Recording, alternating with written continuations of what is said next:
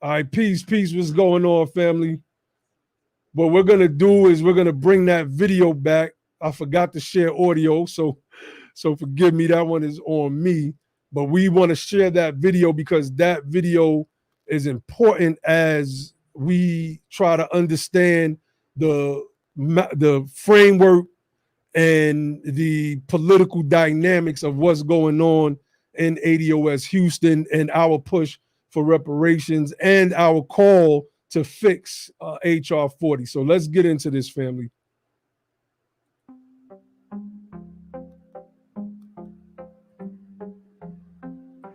I'm Michael, and this is ADOS Houston. Hi, I'm Alma from ADOS Houston. Hi, I'm Keisha with ADOS Houston. My name is Camerie from ADOS Houston. My name is Quentin from ADOS Houston. My name is Andrea with ADOS Houston. Right now, HR 40, the Congressional Bill for Reparations, is flawed, but it can be fixed by implementing the changes that Dr. Sandy Darity proposed.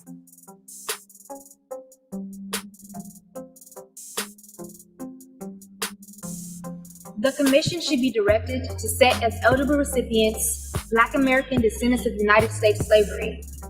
Eligible recipients would need to show they have at least one ancestor who was enslaved, a lineage standard, and for at least 12 years prior to the enactment of a reparations plan or a study commission, whichever comes first. They self-identify as Black, Negro, or African American, an identity standard.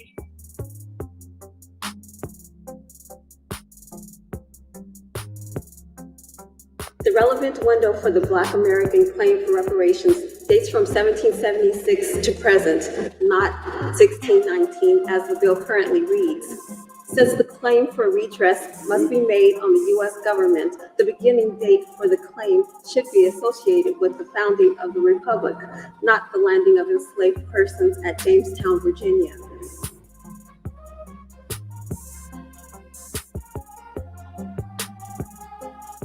Commissioners should only be selected exclusively by Congress.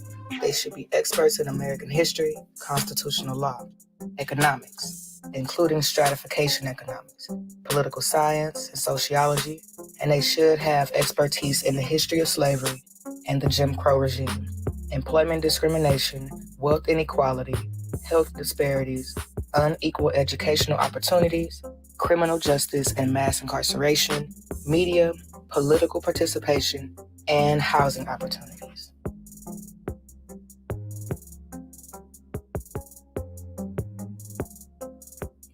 The commission should be directed to complete its report, inclusive of a detailed prescription for legislation to enact a reparations program for Black Americans within 18 months of its paneling.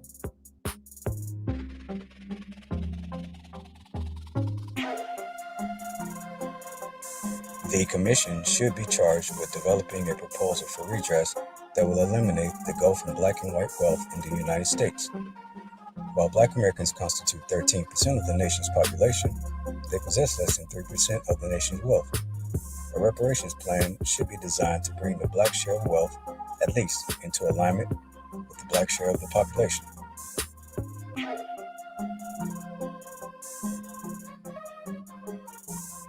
There should be a paid professional staff, while the commissioner's reasonable expenses should be met. Unlike the present version of the bill, neither they or any organization to which they belong should receive a salary, honorarium, or the equivalent for performing this vital national service. Sheila Jackson Lee, ADOS Houston, is standing for all voters by calling on you to fix HR 40 before the House Judiciary Committee approves the bill. Because lineage matters in Houston. Because lineage matters in Houston. Because lineage matters in Houston. Lineage matters in Houston. Because lineage matters in Houston. Because lineage matters in Houston.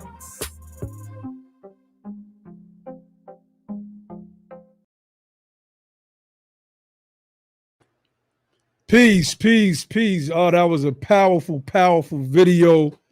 It's your brother Naheem, BKA Lord Abbott, AKA Mr. Just the Facts. Tonight on the Be the Power platform, we have ADOS Houston on for a discussion. You know, I want to give a shout out to the brother Michael. I want to give a shout out to the sister. Please tell me if I'm pronouncing your name right. Pernay or Perny? Is it Perny or Pernay? Pernay. Pernay. Okay, cool. My BTP bros is in the building. Got my brother Ali. Got my brother Dr. Logic. Hey, peace, everybody. Tonight we're gonna get into Houston tonight, but I want to start this by getting into Texas overall and the demographics insofar as how we are, of course, overrepresented by Texas's prison system. These numbers, I don't know why I get shocked every time I see this stuff, but I guess it's still going to always be shocking to me. So I want to get into this real quick, and I want to have, matter of fact, let me pause for a minute. Let me have my guests introduce themselves and tell of their plight, and before we start pulling up numbers and things of that nature.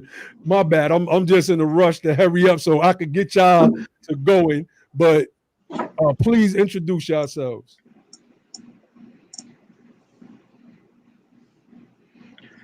Hey, how y'all doing, family? Pernay the Poet. This is my name on Twitter. My name's Adria. Born and raised in Hempstead, Texas, and 33 years old, and you know, just out here trying to get it for ADOS. Indeed. All right. How's it going, everybody? This is Michael with ADOS Houston. 504_Slim on Twitter. Originally from New Orleans, but got escorted here via Hurricane Katrina. So I've been here ever since. Got involved with ADOS, I would say sometime late 2018, mid to late 2018, and been rocking ever since. And like Pernay said, we're just trying to get our just due. Indeed. You said you came from Louisiana? Yes, sir. New Orleans. I can hear that Louisiana twang. All right, so look, this is what I want to do. One second before we get into it, I was just watching. I haven't seen that particular commercial. I call them commercials. You know what I'm saying? We advertising for our plight, right? So I haven't seen that particular one. I saw another one. That one is excellent as well. I mean, what can I, if you don't mind, let me ask y'all. How did y'all, you know, what inspired y'all to make those ads and those commercials, and just like what was the energy around producing that and like getting that message out? Well, all credit is due to the team to put the idea together. You know, we talked it over. We said, you know, we really need to reach out to the folks digitally, especially in COVID-19 times.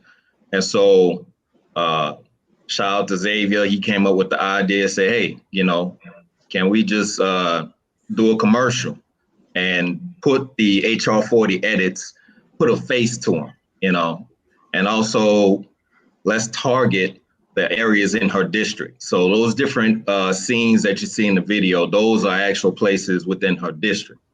And we actually had a couple of people that's in her district contributing to the video. So I want to give a shout out to the whole ADOS Houston team, the Edit HR 40 advocacy team, everybody that put in input, everybody that contributed to the video, you know, much appreciated. It's gotten great responses, got a shout out from Sandy Darity. And so, you know, the whole thing was we got to put names to this. You know, we've already been called bots on, you know, social media, bots by mainstream media. We got to start putting some faces to this and show that, no, we are here. We are serious about these edits. We're serious about our justice claim. And, you know, we're going to take it to the next level. Indeed. Did the sister Pernay want to add anything real quick? Yeah, I got something to add. You know, pretty much what Mike said, but I want to give a shout out to Xavier too, because he wrote those scripts, if I'm not mistaken. And they were just right on time, you know, especially with the edits and the locations, you know, all the technical parts of the video. And, you know, it's nothing like a face. And that's what we are with this movement, you know, you can't deny it. And, you know, I think that we got such good reception that we'll do more, you know what I mean? And it can go so far when you know, simply as my mama called me when I posted the video on Facebook, you know what I mean? And I was really surprised at that, because it's kind of hard talking to mama sometimes. But at any rate, she did call me, and she was definitely, you know, she told me how good it was, you know. So I think it's already working. That's great. And I want to let the people out there who are watching right now know that this is the grassroots work right here. And these are the people who are in your locale, especially in Houston, Texas, that are trying to move things politically. And so they are as, if not more important than some of your politicians who are already sitting in office, because it is by their work in Houston, Texas, and in all of our locations where we're going to get the footwork done at the grassroots level, so that we could either put pressure on these politicians, vote them out of office with more suitable politicians that are going to cater to our specific agendas, and become the politicians ourselves, so we don't have to worry about it. So if anybody else wanted to add anything, let me know before I come in. Yeah, just only thing is that, like, that was outstanding. And if it's possible, before we close this program out tonight, I would like to get all of the stuff that y'all have done out. And if there's another commercial circulating as well, and if we could play that one before we close out too, because I think both of those messages are powerful, and I would like to play both. Absolutely. So we have a group shot, and then we have individual videos of different sections of the edit. So there's 6 edits, and then we have individuals taking each part of the edit. So I think what you saw was one video that's being spread around that just talks about 2 edits. The one we just played is a whole group shot where we're talking about all 6 edits. So yeah, definitely, you know, we want to get that out, and you know, don't be afraid to tag it on Sheila Jackson Lee's page. That's the whole point of you know, what we're doing tonight and what we've been doing. This is politics in action. You understand, right? This is real civic engagement and what we're trying to do. Because when we talking about having a congressional focus, and I don't know if you all like watch our program or not, but when we talk about, we focus on congressional activity, because we understand how important it is, particularly with this HR 40 thing. And we understand that you all are our heroes in this regard. You understand? Because y'all are the ones who live in that district. I can't vote Sheila Jackson Lee out of office. I can't put no pressure on Sheila Jackson Lee. I can only just try to, you know, help those who can. So that's what inspired us to bring you all on. You all are like the X-Men in that district. We need y'all to be the heroes. You know what I mean? So we want to highlight that and help y'all do whatever it is y'all can. And like this y'all show tonight, I want y'all to be able to just talk about what y'all are doing, what y'all have been doing, what y'all plan to do in the future. And I know Ali, if you want to say something, but Abba, I know you want to bring some stuff up. No, I mean, if Ali wanted to jump in real quick, I'm only going to run through some quick Texas statistics and then let our guests go in. Okay. Ali, did you have anything you wanted to add? No. I think we should just keep it rolling. I think we're good right now. All right, cool. So this is, All right, let me make sure. Okay, cool. All right, this is race and imprisonment in Texas. The disparate incarceration of Latinos and African Americans in the Lone Star State. We're going to focus on ADOS, right? We're going to focus on our people. So, okay, embargoed, race and imprisonment in Texas. So it gets into a discussion about basically the United States being the largest prison population in the United States of America. I mean, in the world, really. And we know that. We know that. But I want to start here with these stats. It says in August 2003, the Bureau of Justice Statistics reported that if incarceration rates continue at these levels, 1 in 17 white men, 5.9%, 1 in 6 Latino men, 17%, and 1 in 3 African American men, 32%, born in 2001, will serve time in prison at some point in their lifetime. That same study found that 5.6 million Americans are current or former prisoners. 39% of those are African Americans, 2,203,000.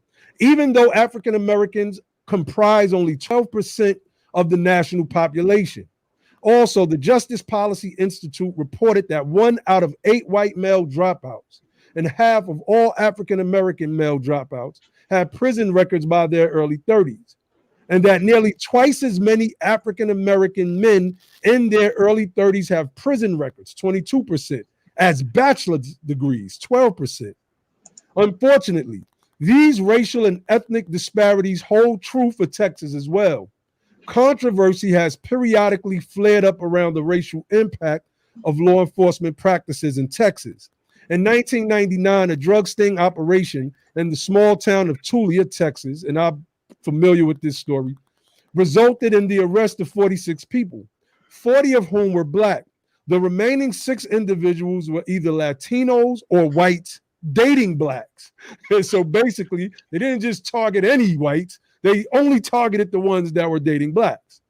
The arrests incarcerated almost 15% of the Black population and was denounced as a form of racial profiling by the NAACP and the ACLU. These controversies have spurred on policy reforms, which have been debated locally and in Austin on how to make the justice system fairer and more just. While cases were dismissed against many of those arrested in Tulia in June 2003, Republican Governor Rick Perry signed a bill unanimously approved by the Texas House of Representatives, allowing the 13 remaining inmates to be freed on bond. Since then, the Tulia defendants settled the civil suit against the officials that they say were responsible for their wrongful convictions. I'm going to scroll down. I'm going to scroll past the Latino part. We're focusing on ADOS. It says, they got their own platforms. They could break down their own numbers. We need to focus on our people. It says African American imprisonment in Texas. African Americans are incarcerated at 5 times the rate of whites in Texas. 3,734 per 100,000 compared to 694 per 100,000 whites. So let's look at those numbers. Let's flesh that out. 3,734 Blacks per 100,000 compared to only 694. They don't even crack 1,000 while we're in 3,000, close to, if we're rounding it off, close to 4,000. There are more African American men of all ages in prison in Texas, 66,300, than in the higher education system, 40,800. A national report published by JPI in August 2003 showed that nearly twice as many African Americans, men in their earlier 30s, have prison records, 22%, than bachelor's degrees, 12%. No, we heard Obama always talk about, when asked about reparations, no, all we need to do is invest in education. And in 8 years, the prison population has grown. We're going to get into some of that as well. Here's a chart a graph that shows Texas incarceration rates. So these are the numbers broken down by graphs, so you get an understanding. You know, they like to say black and brown, but when I'm seeing charts like this, the black is always way ahead of the brown, as we can see. Look at the African Americans at 3,734. Look at the Latinos at 1,152. We dwarfed them. So this is why we have to focus on us, and we must remain, centered in what it is that we're doing for our people. So let me run through. Let me run through this real quick. 12-fold growth in the drug prisoner population. The number of people incarcerated in prisons and state jails for drug offenses in Texas has grown nearly 13-fold, from 2,326 in 1980, or 8% of the prison population, to 29,720 in 2002, or 21% of the prison and state jail population. African American admission for drug offenses drove the growth in drug prisoner populations. The number of people admitted to prisons in Texas for a drug offense grew from 5,805 in 1986 to 11,722 in 1999, a 102% increase. Let me scroll down. Somebody was about to say something about that? Go ahead, fam. Go ahead. All right. 4 out of 10 African American prison admissions are for drug offenses. In 1986, white drug admissions assumed the larger proportion of total prison admissions than that of African American prison admissions, 18% and 11% respectively. However, by 1999, 4 out of 10, 41% of all African American prison admissions in Texas were for drug offenses, compared with 21% for whites. So if you know the history, then you know that whites were offered drug programs and our people were strictly offered prison. So I want to scroll down here to this chart. Justice Policy Institute, brief race and imprisonment in Texas. Texas young people in prison for drug offenses. So when you look at this chart, it shows that the rates of increase from 1986 through 1999, we see a 360% increase, while whites decreased below the decimal line. It was a decrease. So from 1986, that's crazy. That's crazy. To 1999, the number of young African Americans in prison for drug offenses increased by 360%. It increased. During the same period, the number of white youth incarcerated for drug offenses decreased by 9%. So their decrease took them under the decimal point, right? So I'm going to close it out with this. This was just mind-boggling to me. Researchers estimate that lost economic productivity due to incarceration in the African American community exceeds $1 billion, exactly $1.265 billion.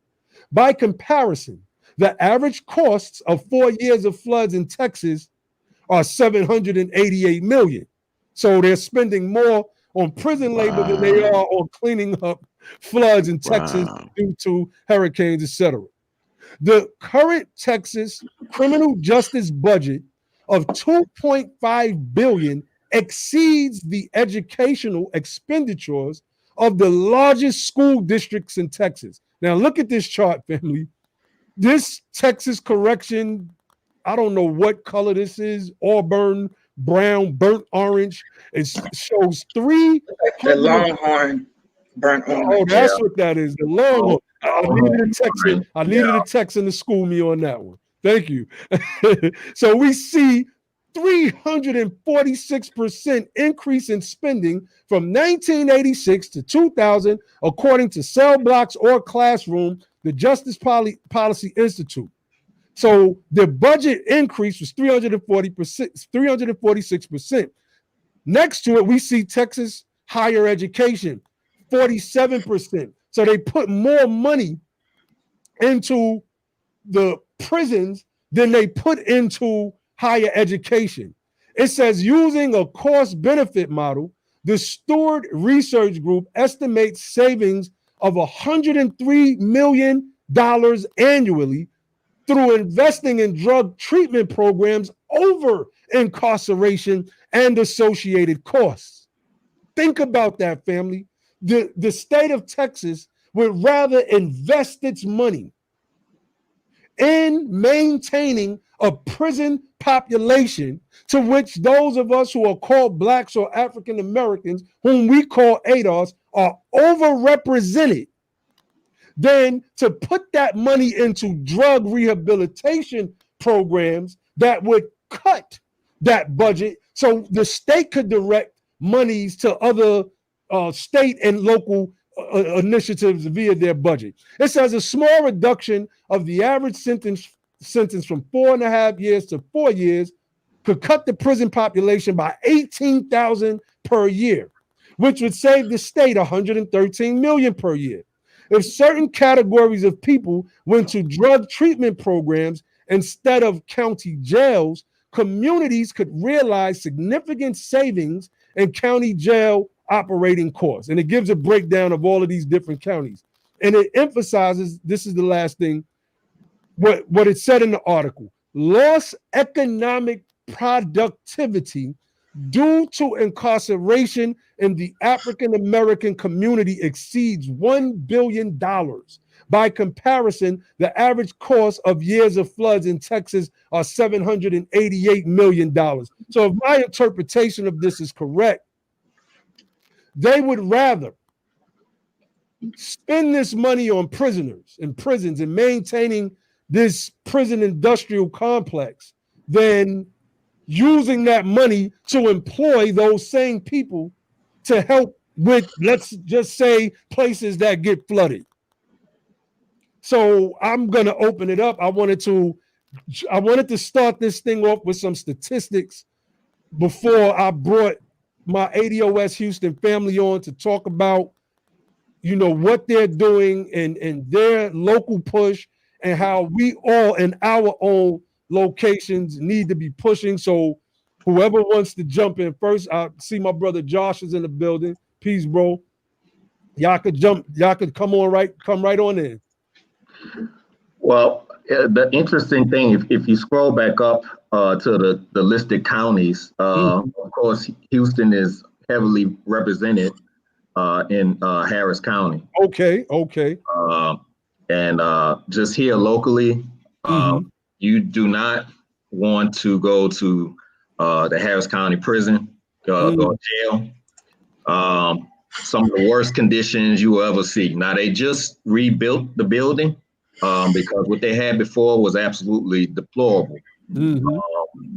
I think they had multiple lawsuits about the conditions in that jail.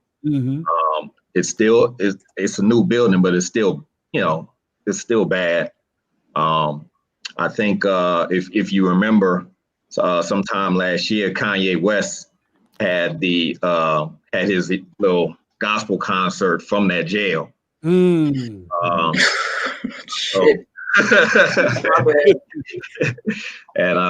they had our people was happy to see Kanye West, I guess, and get the gospel. But I think they much would have appreciated him advocating for reparations and advocating for criminal justice overhaul. I don't even want to say reform. They need to overhaul the whole system. They need to tear down and start all over again, because something built strictly off of the capturing of slaves cannot serve the purpose as we see with the multiple murders that are happening in the streets of our, they're murdering our people in the streets. And sometimes they put the camera on, sometimes they don't. So, conditions are bad in Houston.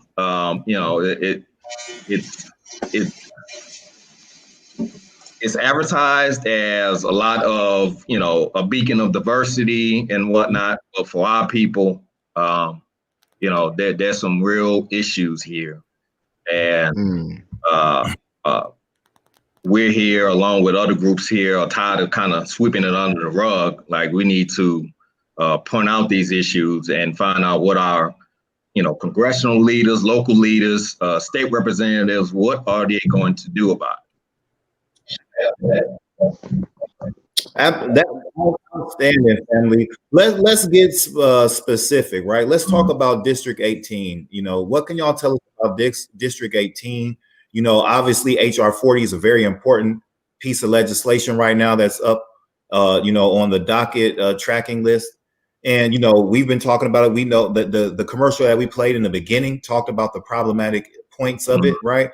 So we're, for the people that don't live in Texas, Houston, and specifically District 18, can y'all give us a little bit of history about Sheila Jackson Lee, about what she has been doing, what she hasn't been doing, what type of representative she's been, and like, what's the focus right now in District 18?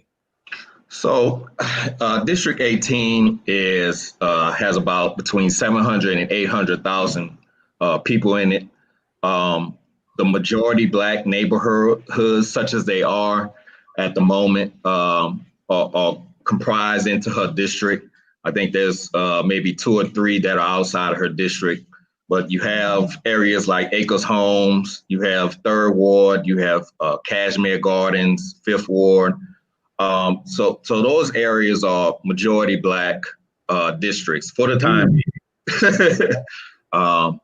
So when you look at the composite of it, it's about 700,000 to 800,000 folks that live in that district, maybe more.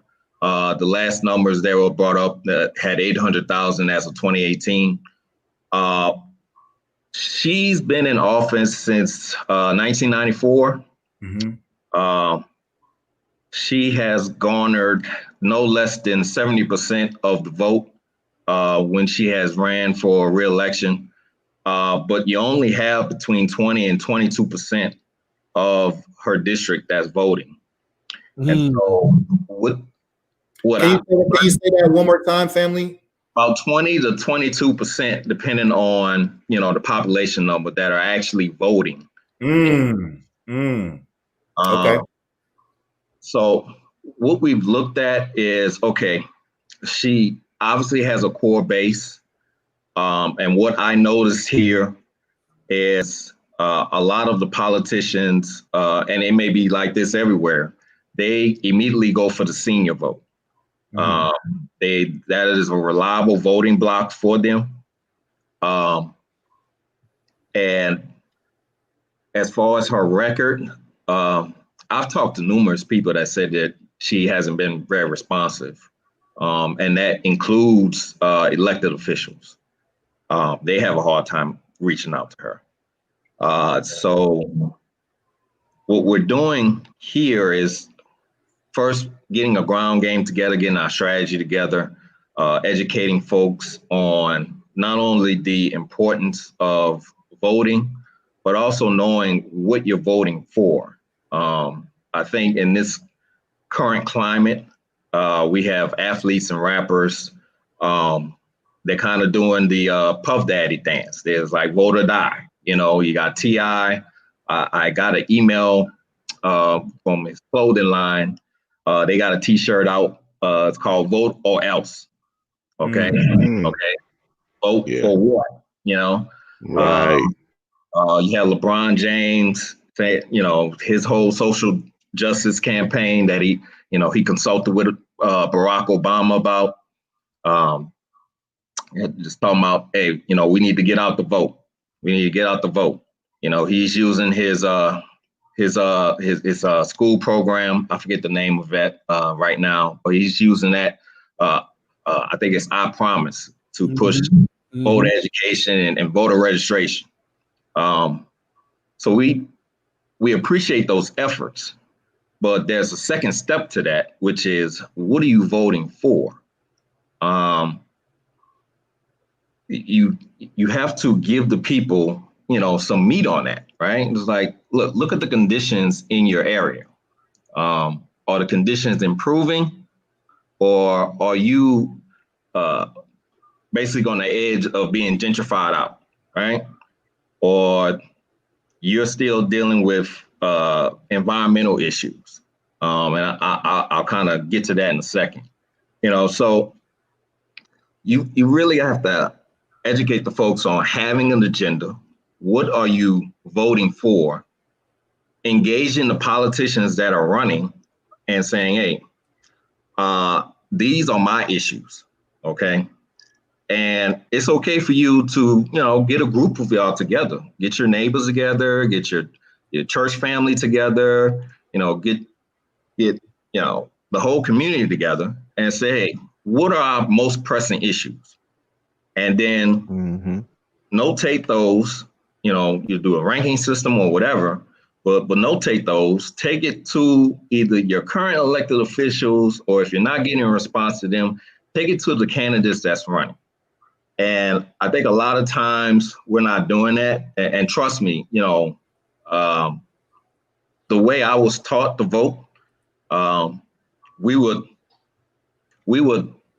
go to the voting booth, the high school, middle school, elementary school, whatever. And as soon as you pull up in the parking lot, people are handing out the soul tickets. I don't know what you guys call them, up north, but you have the soul tickets. And they've got all of these candidates, all these Black candidates. Hey, Mike, explain that for us real quick, because, like you said, you don't know what we call them up north. So maybe we can recognize what you're talking about what these tickets are. Tell us what these soul tickets? Yeah. What is the soul ticket? So you have these organizations that, put together their chosen list of candidates. Like, for example, here you have Houston Black Democrats. They will put together their list of preferred candidates. Or you have another organization, for example, that will put together their list of candidates. And, people will go in the booth, they'll look at the ticket. I don't know anything about these candidates. I haven't done any research. I'm just here to vote because my parents voted. They're dragging me here. So, okay, I'm just check off the list and then go. Not saying everybody does that, but I've noticed some instances where that is happening, even amongst the younger folks. They're like, okay, I'm at the voting booth. Who do I vote for? And I'm like, well, what's your agenda? What are you trying to get accomplished? Have you engaged these candidates? For Sheila Jackson Lee, for example, I think she had 5 or 6 candidates just on the Democratic side running against her, before the primary. So I'm sending out messages to them, asking them, hey, what is your stance on reparations? I got some crazy answers. I got some non-response. And I got, 2 folks that said, yeah, they advocate for reparations. They believe it's just due. So we've got to drum up the support in the community using various methods and get them to coalesce around, hey, I know you may like this person because, they got you a turkey, at holiday time, or they got you an AC unit installed, during August. We don't need our politicians doing nonprofit work. We've got nonprofits to fill in that void. We need you to deliver policy to those people. That's so right. They don't have to rely on nonprofits to provide them with an AC in the Texas August heat or turkeys at holiday time. We need policies delivered to those people so they can do that for themselves. That's right. That's right. Crazy. Yeah, that's outstanding, brother. And so far as what's going on right now, we know we are in it's clutch time right now with HR 40, right? So let people know what ADOS Houston is doing to educate the people. So you brought up a real important dynamic, right? Voting registration drives, right? Voter registration drives, right? So ADOS Houston as an organization, right? As a group, are we engaging so what I've been telling people, right, around the country is that the boomers, we know that they're largely a captured voting base, right? And in order for us to be successful with our political action, we have to tap into that untapped voting resource of the 17 to 34-year-olds, right? Mm-hmm. So like in our area, do the young folks in Texas, in Houston, Texas, specifically District 18, are they like engageable? Are there people, are y'all able to is it a tight-knit district? Is it like built up a family? Do you see the district something that y'all can really engage and get these young folks to come out? Or even does your organization, does anyone have the ability to register these young people to vote? And then if so, how do y'all forecast y'all ability to help get them out to vote and get engaged? Well, first what we've done early in February was actually done a voter education. We've looked at, okay, when was the last time you had a civics class? Have you had a civics class at all? A lot of people, and I'm assuming that's why they're not voting, is because they don't have a basic understanding of government and voting and the exchanges that you're supposed to get for your vote. And so we engaged with a voter education campaign.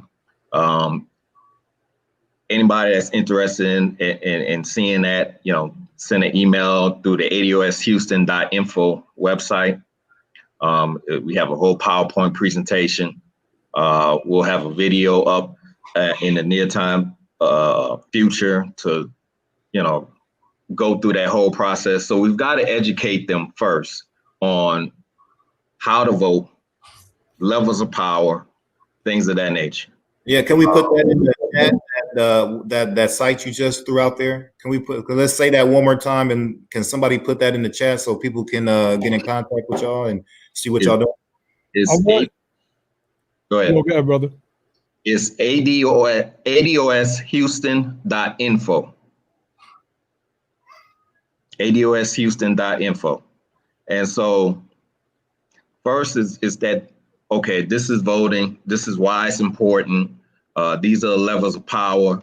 These are how policies are made. This is how it affects you and your community.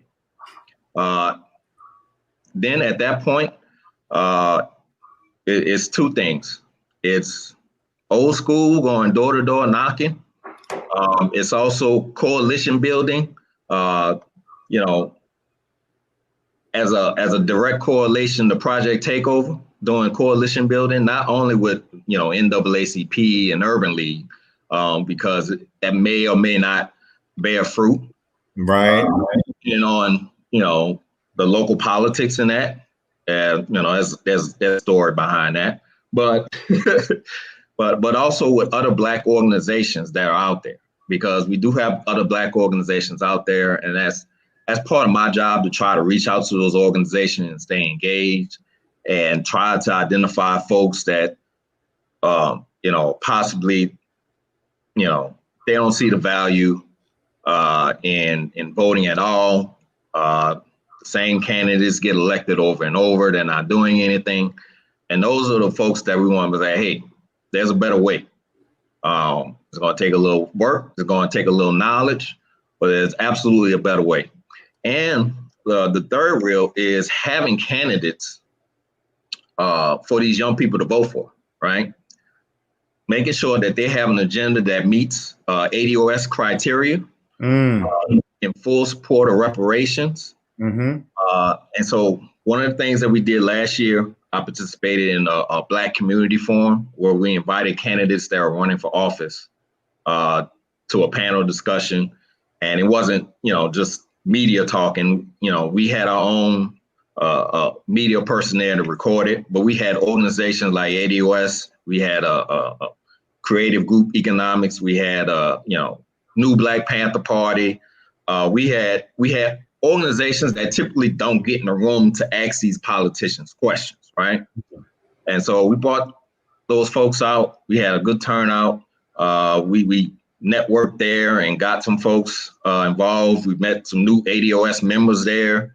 And so having events like that where we're actually posing the real questions to these candidates, not just, the DNC talking points, and we're open to doing that for the Republicans as well.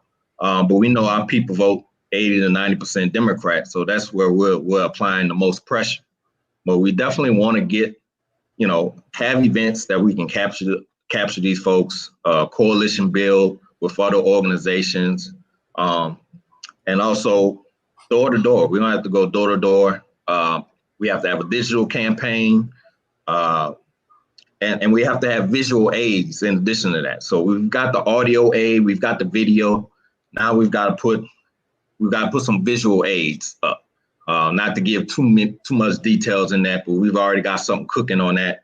So we've got to put it on the people's mind. We have to really take it to the next level, outside of just being on social media, because they expect that. They suppress that in many instances, but you can't suppress a person showing up with an ADOS shirt educating the people.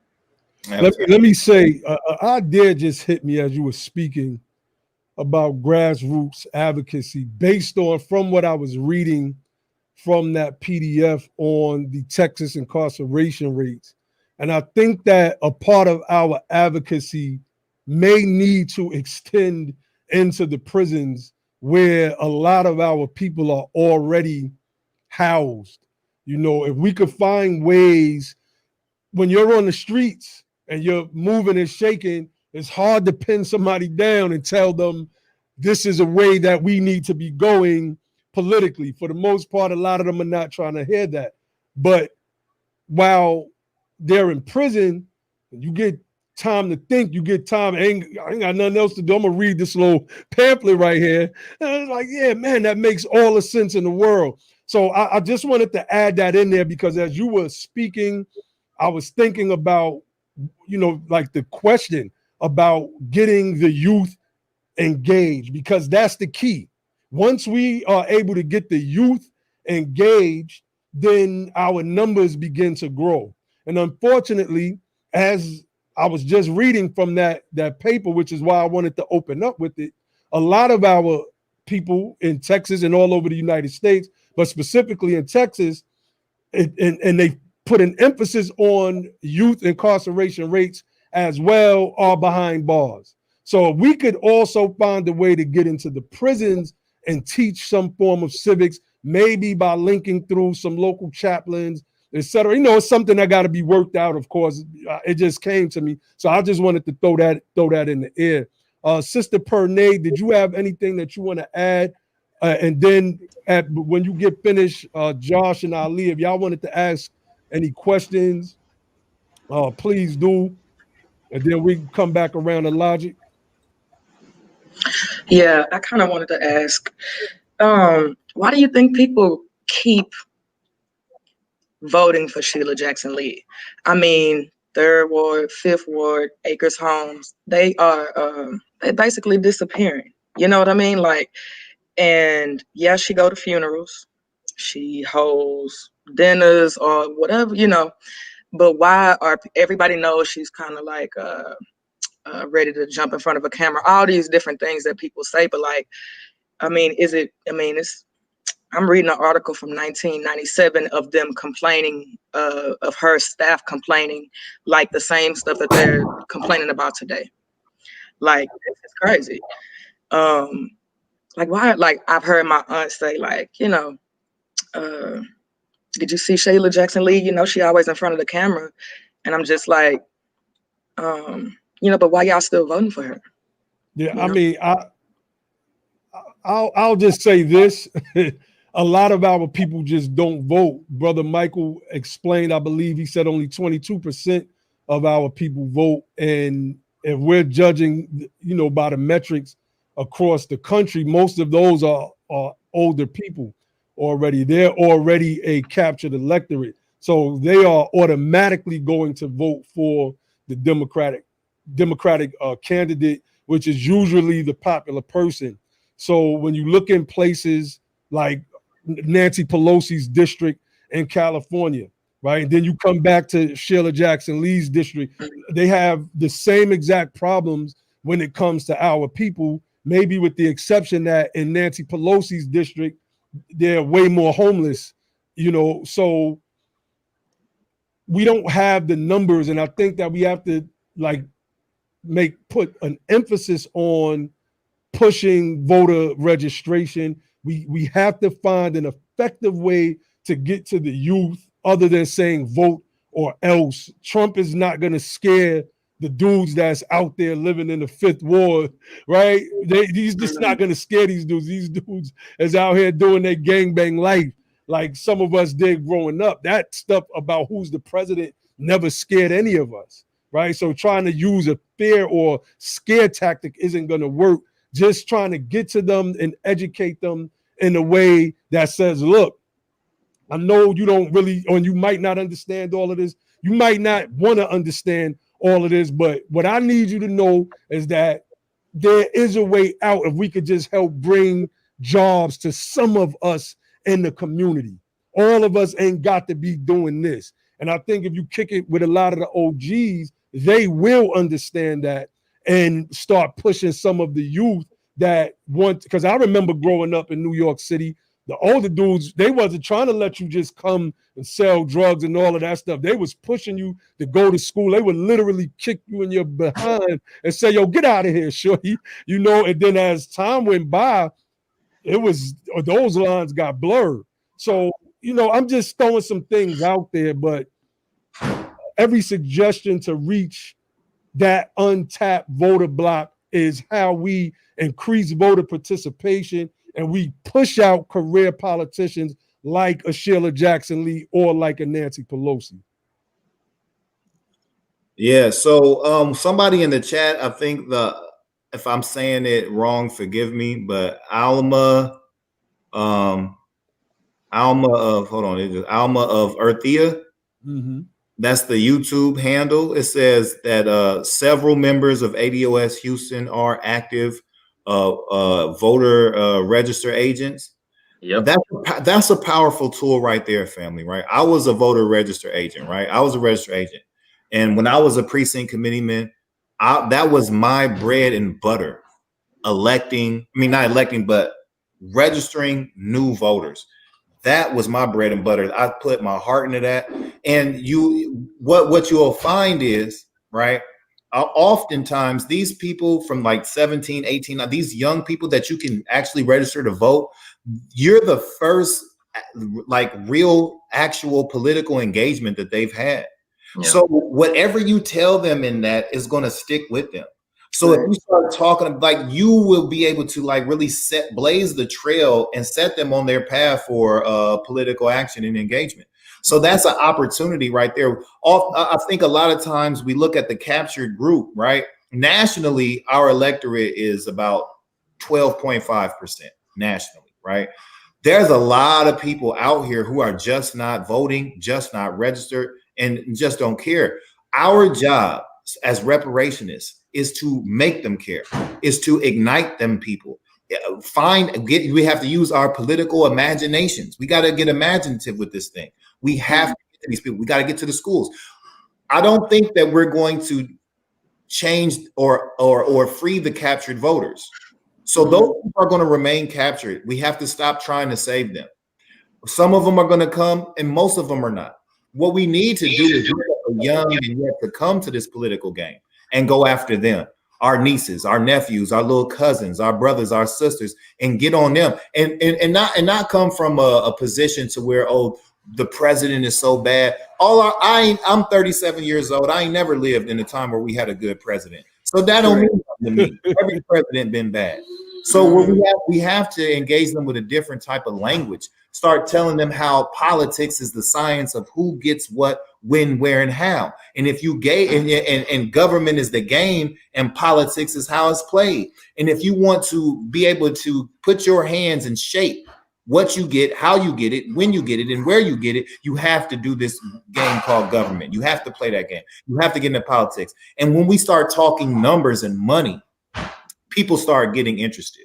when you start talking about how this can benefit them financially and economically, people start getting interested. Even the brothers on the streets, when they on the corners and they understand that politics really runs the dynamics of even the street game. If we could capture the knowledge and the language to communicate that to them, we would see a lot of gravity coming. ADOS Houston is a powerful organization.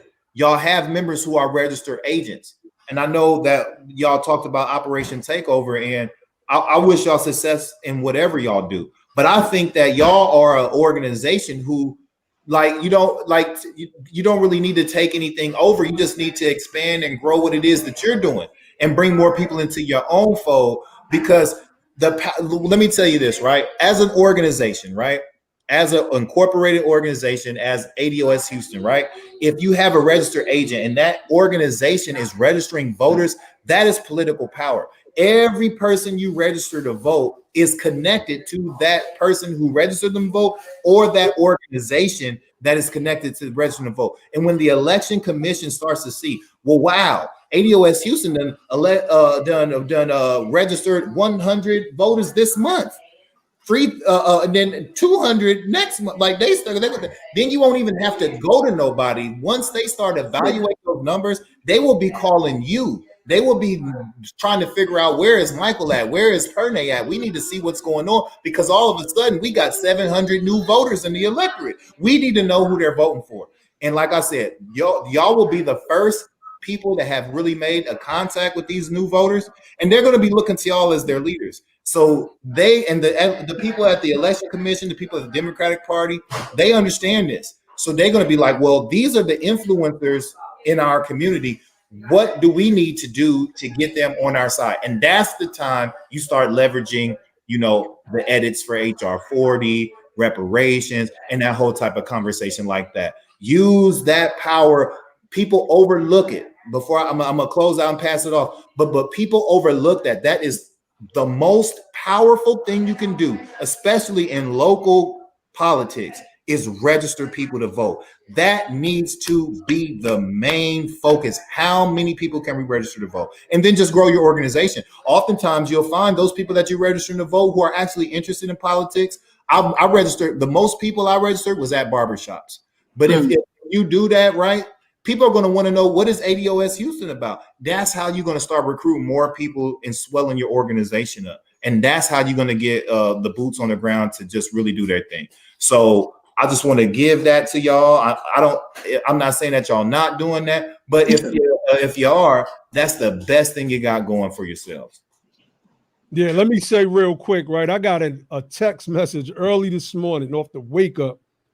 Stay up late and wake up too early. And it was from the NAACP. I'm like, how did the NAACP get my number? And it said, would you like a list of blacks in your location so that you could register to vote? Hey, yes, reply Y for yes or something. I said, oh yeah, sure.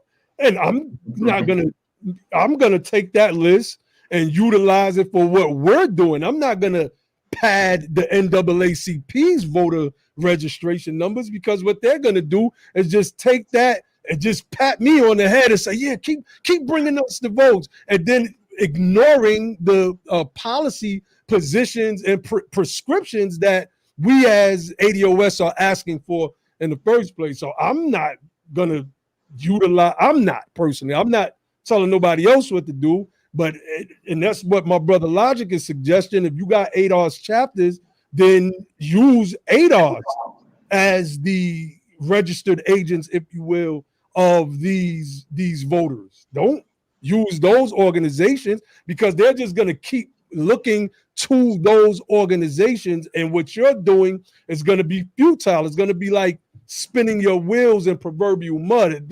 Of course, just my opinion.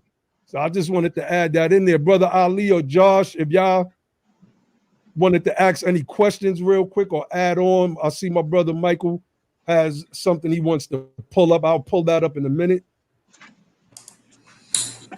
Nah, man, I just want to give y'all props on everything y'all been doing, and especially like the videos and stuff y'all was shooting for like the media campaign. I thought that was dope. Yeah, I did wanted to ask you.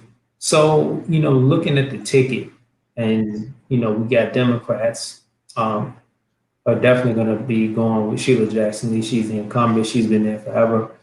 Have y'all reached out to or had any interaction with any of her opponents on the ticket, and maybe tried to seek their, kind of get a feel for where they are as far as adhering to the platform and policies? Absolutely.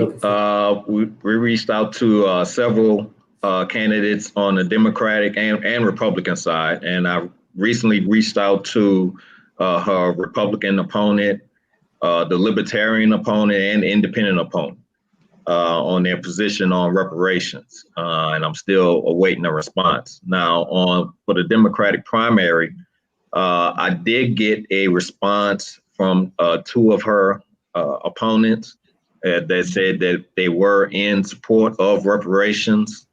We were supposed to, communicate further, but schedules did not line up, unfortunately. One of the candidates was being endorsed by the Bernie Sanders campaign, not the Justice Democrats, but the what is the other organization that he has? But they were being endorsed by Bernie Sanders. And he had an interesting interaction with the Texas coalition, that handles candidates that are being endorsed by Bernie Sanders or being pushed by Bernie Sanders. He basically adopted his whole platform. So there was no reparations on the website, of course. But he didn't even get endorsed by the Texas leadership. They actually went with Sheila Jackson Lee.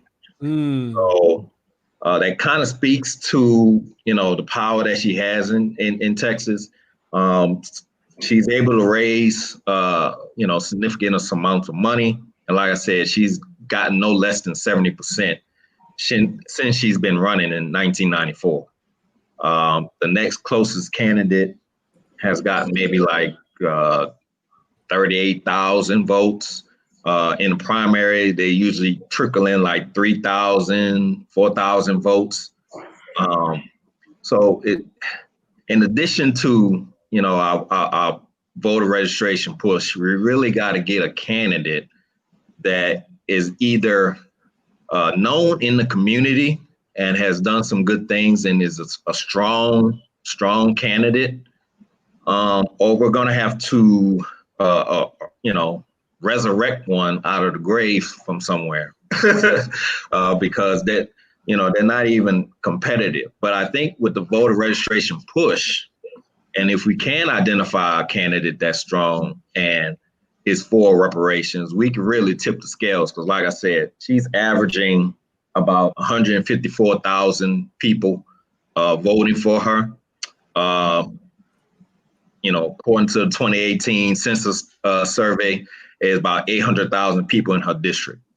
So there's opportunity there, a big opportunity where we can flip the scales. But it's going to be, obviously a 2 to 4 year project, to reach those folks, get them registered, get them anticipating, getting her out of office, putting together a solid agenda of things that they want to see from the community.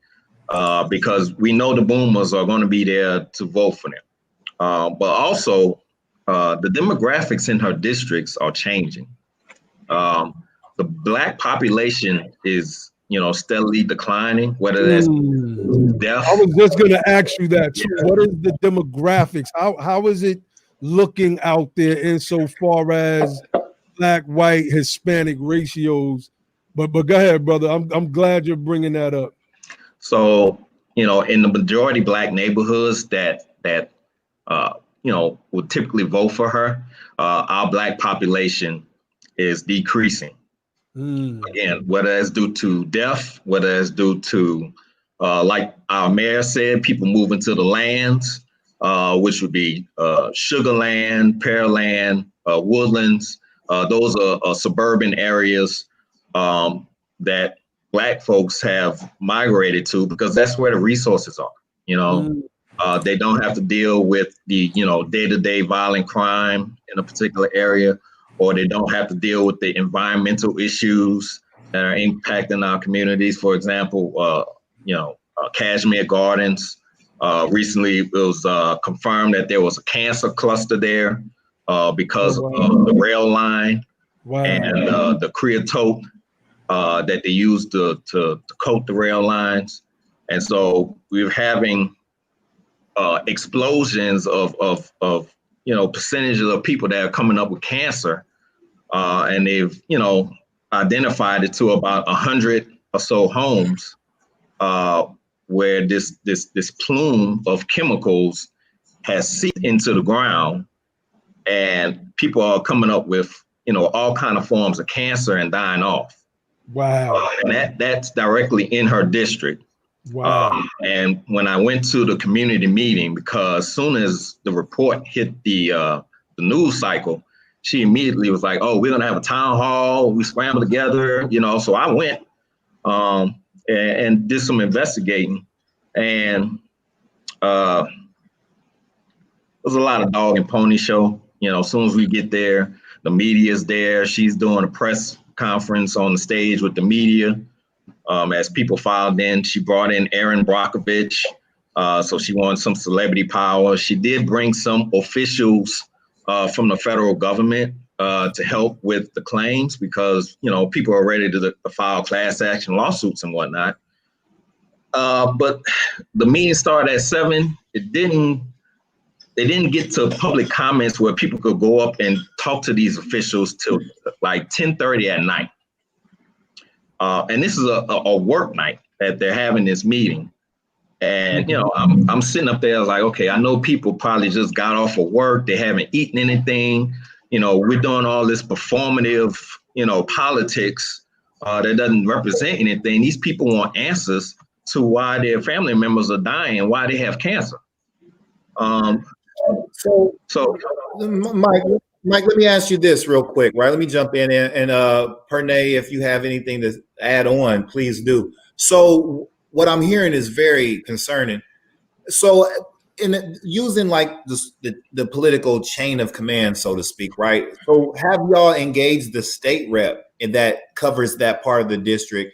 And when talking to the state rep and the state senator also, how can we put pressure on them and let that pressure kind of flow upward and have a trickle up effect and say, listen, we need you to understand where we're at and what we're trying to do. Because now when we go to that applying that pressure on that General Assembly race, right? Mm-hmm. Those numbers change, right?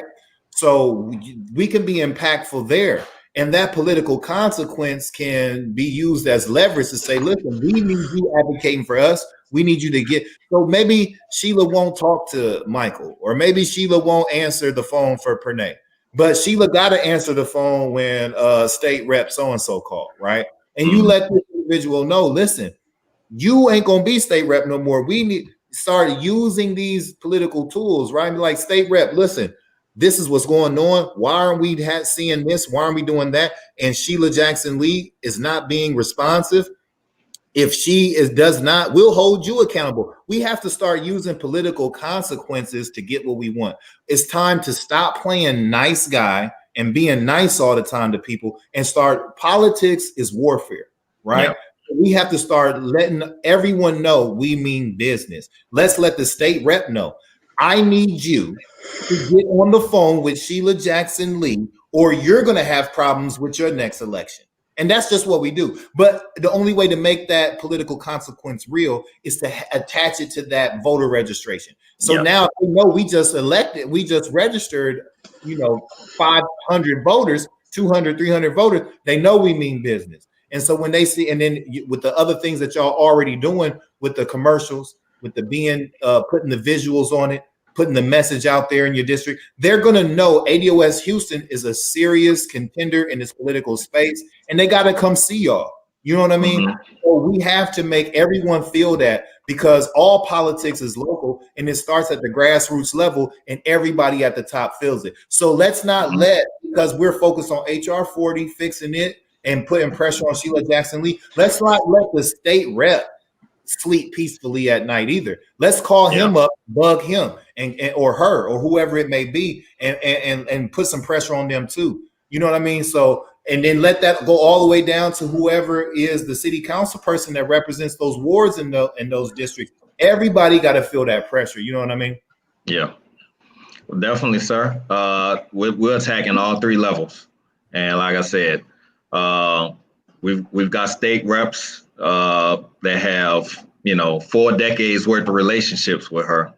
And once I got on the phone with him, he said, even I have trouble getting in touch with her because of staff turnover in her office, and the ability to build relationships in there. And so we're gonna keep applying pressure, definitely. But we've got to reach out and get, like you said, get more people on our side that see the issues. And like, no, I'm tired of this. I'm not going to continue to vote for this person, this person, this person over and over again, and they're not doing anything. Because that's really the complaints that I'm hearing from the young people that I've been talking to. And so getting them educated, getting them interested in politics, showing them that, yes, these elections have consequences, and, benign neglect on our side, not paying attention and not holding these politicians accountable is going to be a potential death sentence for you, if the wrong situation comes your way. Sister Pernell, you had anything you wanted to add? Nah, he covered it. We good. All right, Yeah, I had a question. So, a lot going on recently in recent months, dealing with local reparations, like piecemeal local reparations, city reparations. And I was just wondering, you seen any of that going on, or that you know about, trying to be showing its head in Houston? I have not, and just kind of poking around the city council members here. I don't think there's a great push from the Black representatives here to even engage on that. We have just on a local level, of course, George Floyd was a former resident, a native Houstonian. And so there's been a large push around, criminal justice reform and things like that here, police reform in terms of defunding of the police. There were a lot of calls for that. We had one council member stick her neck out and say, we need to take some money away. We need to form some. She was really pushing the 8 Can't Wait campaign, which, obviously doesn't go far enough, but, it was a start. So right now, the 8 Can't Wait.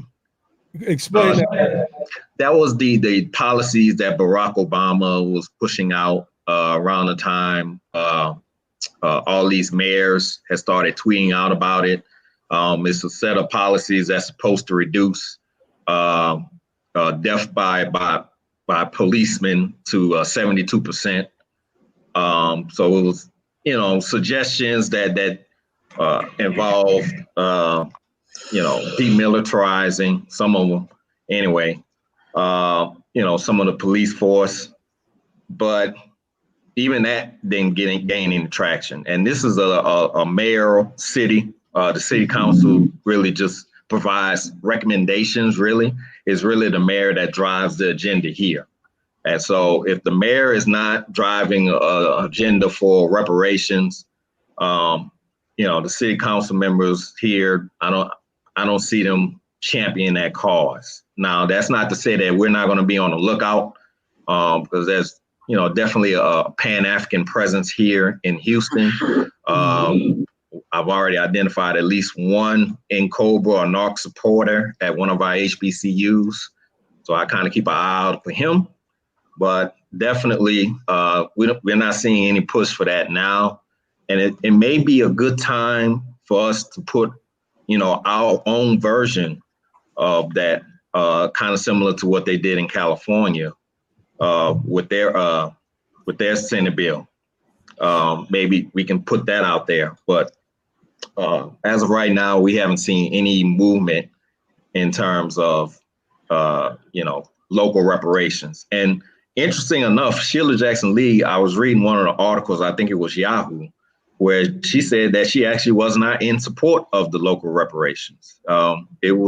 She recommends that it happen on the federal level. Now, I'm sure that was a plug for her to put in HR 40, but I thought it was an interesting comment considering who she's working with to advance the bill.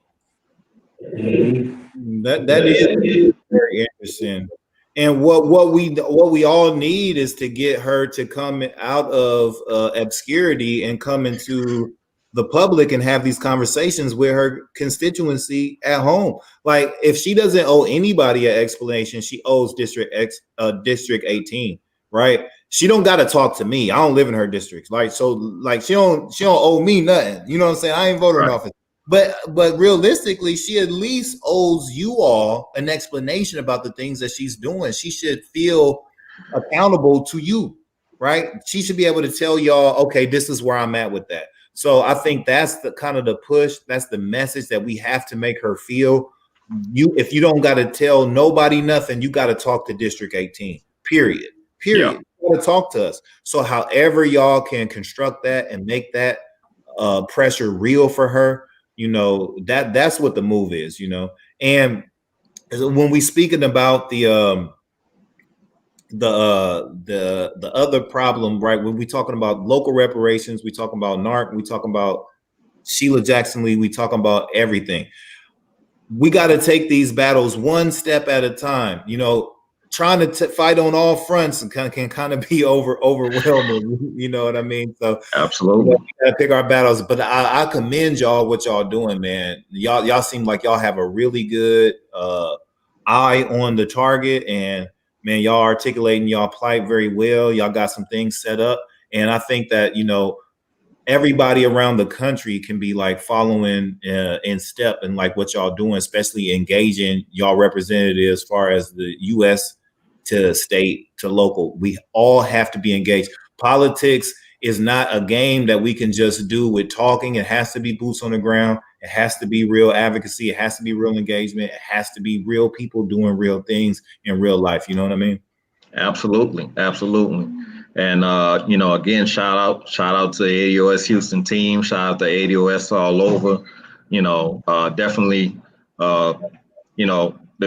The strategy we have now, of course, we're going to refine it and fine tune it and adjust to whatever they throw at us, whether it's COVID-19 or whatever. But absolutely.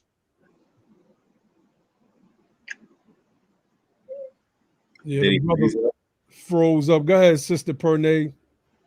Yeah, Sheila Jackson Lee has Houston sold up.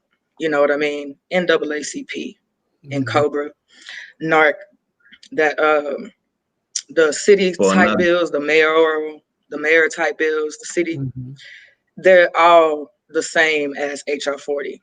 You know what I mean? You can tell in the language, it's all the same. And so, it's going to take some different type of advocacy. COVID stopped us dead in our tracks. We was moving. You know what I mean? February, it's like, oh my God, we had a momentum, but we'll always get it back. Always get it back. But the thing of it with Sheila is, it's not that she's hard to get to. She's really involved. She's everywhere. Every time there's something going on, she's there.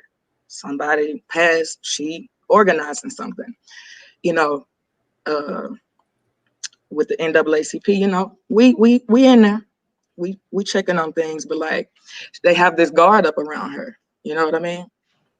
So we're gonna have to try to do some different things. But most of us are voter. We had a voter registration ability and everything, but Sheila has a tight knit around, like a tight circle around Houston. It's hard to break. But she don't got them streets. And I think if ADOS Houston can create an effective campaign of register, and I know it's tough, man. Yeah. When you grow up in the hood, it's hard. It's hard. I don't know exactly what to do or how to do it to get 18-year-olds, that age range between 18 and 24, that's in the hood, registered so that they could vote.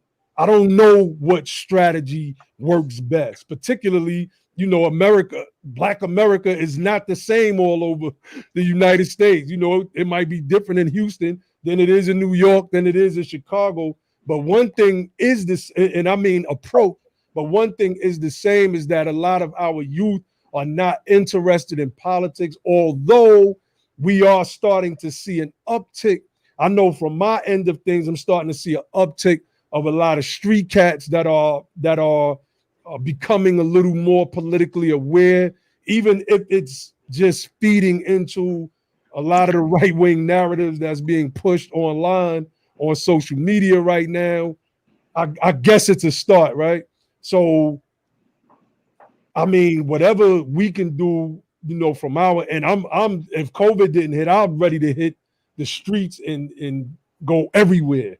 Like, let's go talk to the hood. Let's go talk to everybody in every neighborhood and just talk to them like heart to heart, person to person. We're not coming to you in fancy suits and coming with any crazy promises. Like, this is our livelihoods at stake right here. Maybe show them some of the numbers. Like, we the ones getting locked up.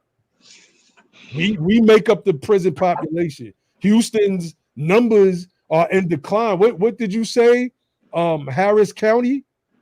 Yeah. It showed Harris County budget, $1.84 million of jail operating costs that could be used in revitalization and job training and producing businesses that employ people themselves. But they say, no, we'd rather have a prison population. So we're going to keep this demographic low, and we're just going to keep locking them up. And so what effectively happens as a consequence is a person like Sheila Jackson Lee remains stuck, unopposed, really, in that seat, because we don't have the numbers to get her out. So, like I said, I don't know the exact strategy, but we got to push, we got to try, because that's where our votes are.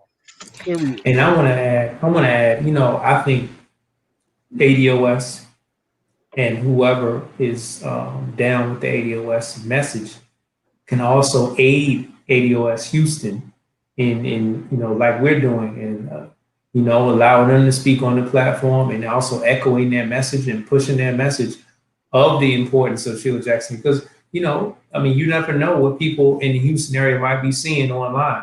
But if they're seeing that other people are interested in the politics of their city and they're not even engaged and interested, that I believe that can, there needs to be all hands on deck, because we understand what's at stake with this. Well, definitely we have some hope. We had a 18-year-old that recently ran for city council. Oh, wow. So, the brother was short. Unfortunately, he didn't win. There's probably some age bias, with that or whatever. But just to be 18 years old and to say, yeah, I'm gonna run for city council, because I'm tired of, what's going on, this, that, and the third, gives me hope that we absolutely can reach, that demographic. And it may take, talking to them, meeting them where they are, right? So it may involve going on a social media campaign. If they're spending time on, Snapchat or whatever, let's make a Snapchat campaign, right? To make them aware, provocative commercials, giving them the content and say, you're voting for this person. You may not be voting, but guess what's happening around you because of your lack of participation. And this person sitting here, whatever that representative is, congressional, state, local, this person sits here in office and they get to live out their dreams because, you know, I personally know, you know, if somebody's on city council, there's a good chance, you know, that they've gotten to that level that they're probably going to try to keep continuing up the ladder, right? They're not going to stop at city council. Somebody asked if y'all know the brother. What's that? Somebody asked if y'all know the brother. I met him. I'll have to find his name. He actually came to one of the groups I was coalition with. He actually came and presented. Real sharp brother. You know, I was really impressed. You know, 18 years old, running for city council. I believe he's probably gonna try to run again. You know, in 4 years. By that time, you know, who knows? You know, he could easily be on city council. And so that's definitely somebody we want to stay in touch with. Because like I said, we're asking everybody, you know, regardless of your, you know, position in politics, what is your stance on reparations? You know, because we know it's not just Sheila Jackson Lee. We've got a whole bunch of folks that probably don't feel as comfortable talking about reparations or even supporting reparations. So we've got to ask everybody, what is their position? Mike, let me jump right in, right on that note. One of the things that we push and promote heavily here on the Be the Power platform is actually becoming the power, right? So we often find ourselves struggling with this dynamic of trying to get people to support a Black agenda, trying to get people to advocate for reparations, things like that. So what we say is we need to replace those people with us. You know what I'm saying? So we need to be the people. So it sounds like Brother Michael would be a good candidate for one of these offices. We need to get the people to energize and coalesce around Brother Michael and Sister Pernay. Maybe y'all can get together, and any other member in ADOS Houston. I know Houston, the ADOS Houston, somebody said in the chat, is largely in Harris County, but I'm sure ADOS Houston can spread throughout the entire city. So we can come together and do some powerful things, and we don't have to keep having this dynamic where we're battling with the people in office. We can create a dynamic where, you know what, we just gonna compete with you. We're gonna get in the game all the way, and I'm gonna run against you. You know what I mean? We're not looking for nobody to run against you. Why not Michael? Why not Pernay? Why you ain't good enough to run against whoever else? Even Sheila Jackson Lee. Why you can't run against Sheila Jackson Lee? You are a real representative. You represent the real people of District 18, and what a Democratic Republic is centered in, based on democracy and representation. So if you can get the people to get engaged and to support you, your family members, your friends, your colleagues and co-workers, your church family or your street family, or whatever type of family that you have, you can get around you. If you can't win, you can make it tough for someone else to win. And that's almost as good as a victory in politics any day. Because if you can make it tough for someone to get an election where they had to fight tooth and nail, they'll come sit down with you and say, well, what can I do to make sure I don't have to fight like that again? You understand what I'm saying? So oftentimes what we need to do is stop looking for someone else and start seeing what we can do and get ourselves in the position to run for something. It just take a little bit of courage, a little bit of self-hope, a little bit of self-confidence, and say, you know what, I can be the representative. I can be the one getting the votes. I can be the one people are voting for, because I believe in you and Pernay. I think y'all would make great representatives. Why not Michael? Why not Pernay? That's the question we got to ask. And before I go, I have a prior obligation. That's what I want everyone who's listening to ask themselves. Instead of looking for somebody else, ask yourself, why not me? Why shouldn't I be the one running? Because that's what this is all about. It's not about trying to find somebody to support what's important to you. It's about, can you get out there and represent that issue yourself? So with that, I'm going to say peace and understand that government is the game and politics is how it's played. And politics is the science of who gets what, when, where, and how. And you can't win the game unless you get in the game.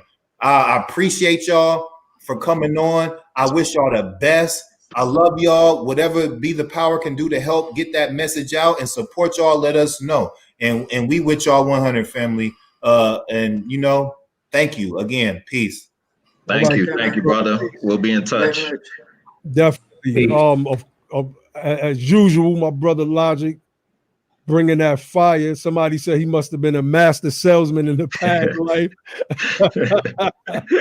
and that's the type of motivation that we all need. I know the brother motivates me all the time. So I see that you have something pulled up. So I want to bring that up, and I want you to explain it real quick before we wrap it up. I was gonna I had somebody that wanted to come on. I don't think we're gonna do that tonight, RBG God. This isn't just our BTP broadcast where it's BTP building. We have guests on tonight, but we'll get to you. Just know that for a fact. We'll get to you. So explain what you have here. If you can blow that up, is that a PDF or is that? No, that's a website. All right. If you can go to your browser and blow that up a little bit.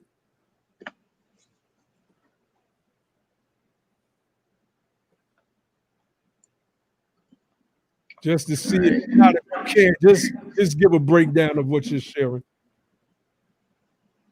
Is that good? Let me see. Yeah, much better, much better. Okay, so this is my congressional district. This is census information. You can drill down to your state and congressional district. So you see I have District 18 pulled up. The source is 2018 American Community Survey 1 year estimate.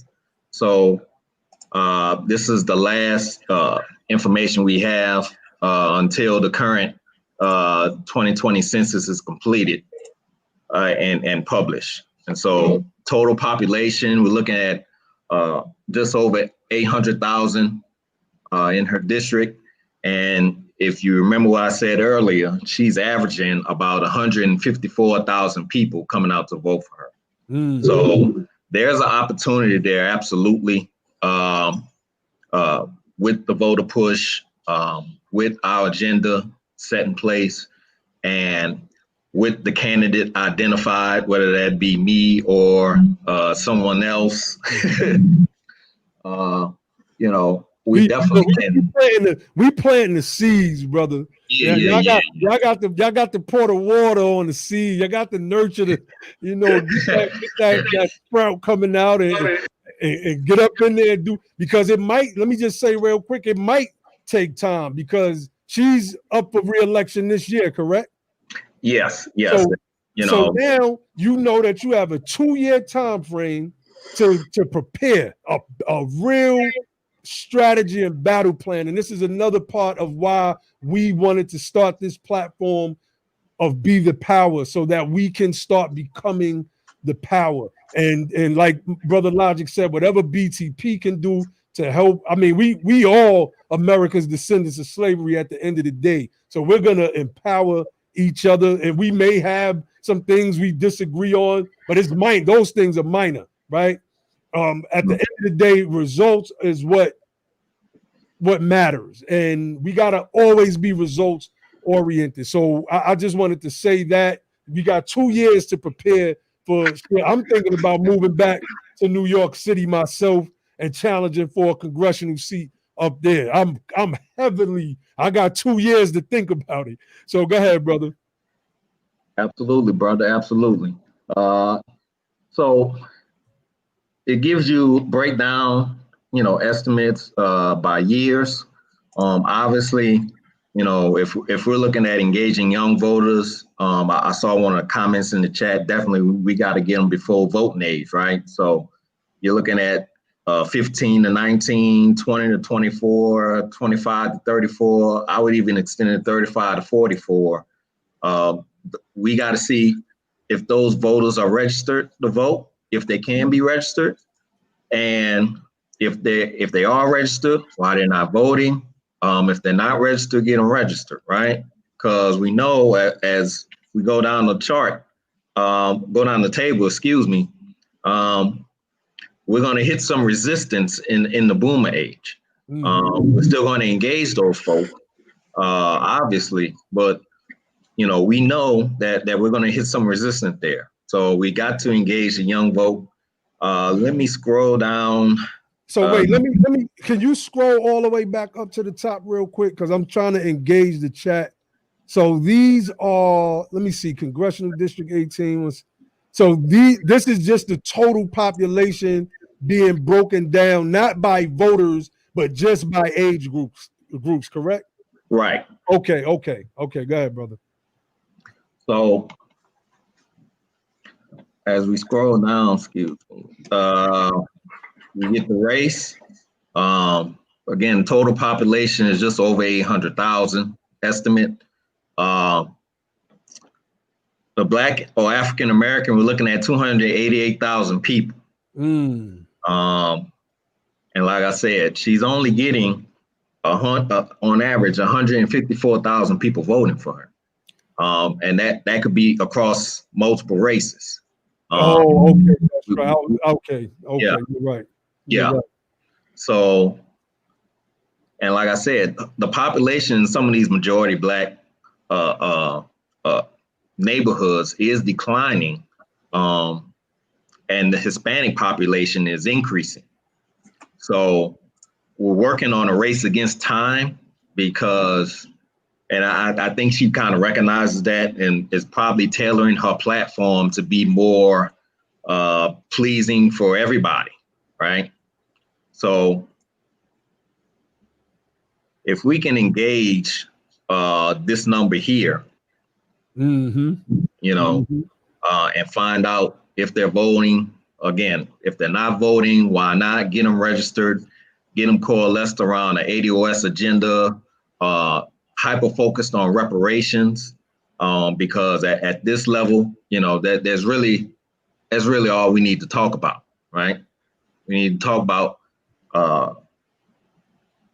restorative justice, repair for our people, especially in District 18. So, this is really a handy tool that I found. It gives estimates on employment, community to work, our housing situation, socioeconomic situation. So, and this is all census data.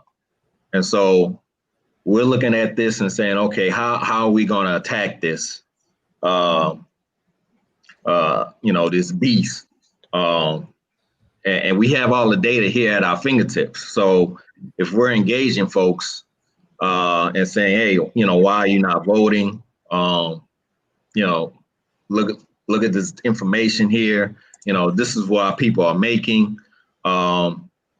We need someone that's going to advocate for us to, that's going to have job training or get us a higher wages at the federal level. Our housing situation is not stable. We have more renters than owners, and that number is decreasing. But we're getting gentrified out of these neighborhoods. We need somebody advocating on a federal level for these issues. If you go to Sheila Jackson Lee website, it kind of touches on a little bit of it, but it really talks about what she's done way in the past. It's not even something to look forward to in the future. This is what I'm going to do and continue to do for you. So really, we have the tools at our disposal. We've just got to articulate it, right? And make the compelling case that, hey, our situation is not improving. Our situation is not improving. And we're in a race against time because, we're all going to be somewhere we don't want to be, in 2053 or probably before then, probably right now. Definitely. All right, are you finished with this screen? Yes, sir. You could hit unshare. We're gonna wrap it up in a few. Sister Pernay, did you have anything that you wanted to speak to in regards of the chart, what Brother Michael was going through, or anything that you just want to add to the discussion? Absolutely. A lot of people are concerned, not just, people that are active in ADOS know what ADOS is. And I think that Houston has a lot of potential. You know what I mean? I'm telling you, this COVID thing really put us behind on grassroots, but the millennial age group, if you will, they're active. They want it. Mm-hmm. They see it, they recognize it. They just don't know where to go. They just don't know how to, organ. You know what I mean? Like the energy is there. But coming together or figuring it out, speaking up, basically just trying to do something different is hard. I know I was stuck in that. I'm going to go vote for a Democrat. That ticket you was talking about, the whole soul ticket, totally been there, but it's there. I talked to a young man today that's a business owner here in Houston. It's there. I swear he's in ADOS, and I didn't ask him or anything. It wasn't about that, but I could just tell by the way he talked. You know what I mean? We are out there, and there are more people in Houston that think like us. It's just getting to them and providing them with the information that's going to be effective, that's going to work, that's going to deliver the message, and they'll be able to take it to somebody else and keep the thing going. Definitely, Brother Josh. Did you want to add or ask any more questions? Nah, I just want to say, man, awesome, y'all. Man, I'm honored to have y'all on. I'm honored that y'all are really out here fighting and brainstorming, thinking of creative ways to get this thing done and make this thing happen. As far as your contribution to the overall reparations movement and your people in your district, in Houston. Because it's going to impact not only Houston, it's going to impact America, and it's part of the whole movement for reparations. I wanted to say, did y'all on your website ADOSHouston.info? Was that it? Yes. Mm-hmm. Yeah, y'all had the HR 40 edited on there. Did y'all do that? Yeah. Yep. Shout out to Takesha. She edited, made it to the page. We just want drive traffic there, bring it up to speed with current articles about our push, that's, things that's affecting Houstonians. And so definitely, we want to push people to that website. We want to give them the information in as many means as possible, so it becomes religion for them, right?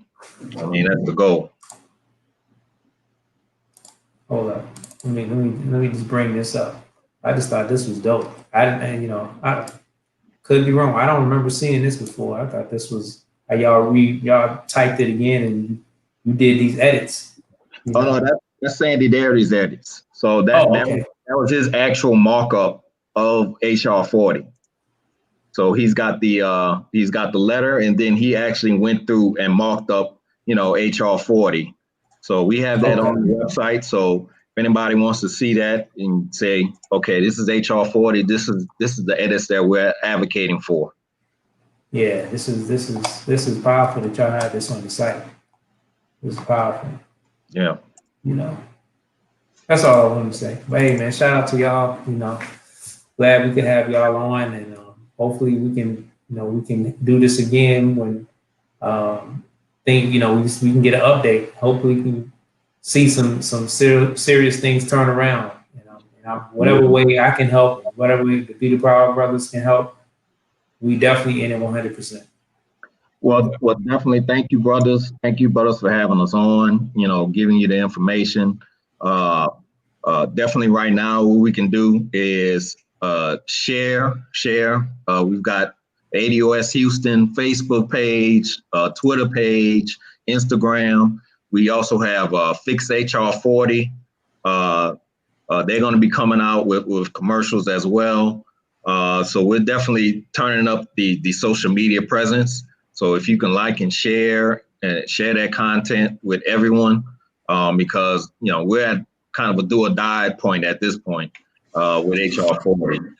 She definitely wants to continue to get co-sponsors. As of today, we have 152.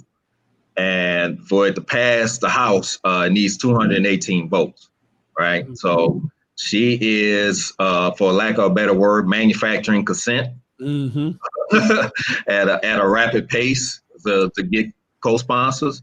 And we need these edits in. I mean, I don't see the effect that our people need without having these edits in.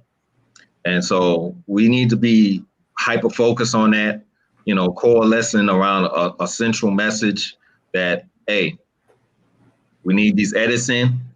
And, you know, eventually at one point, if she doesn't put the edits in, then there's going to be consequences.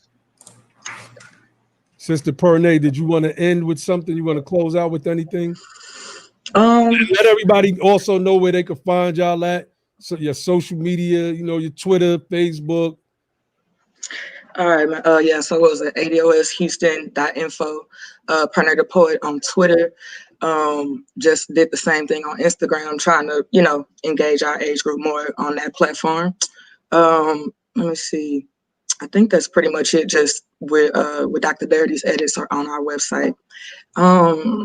That's really it, man. Thank y'all for letting us, you know, come on and try to spread this message. Definitely. All right, I just want to, you know, take us out with reading from that PDF earlier about the Texas statistics. And when I say statistics, I mean the prison statistics and how. Can you send me that? Oh, sure. Disproportionately.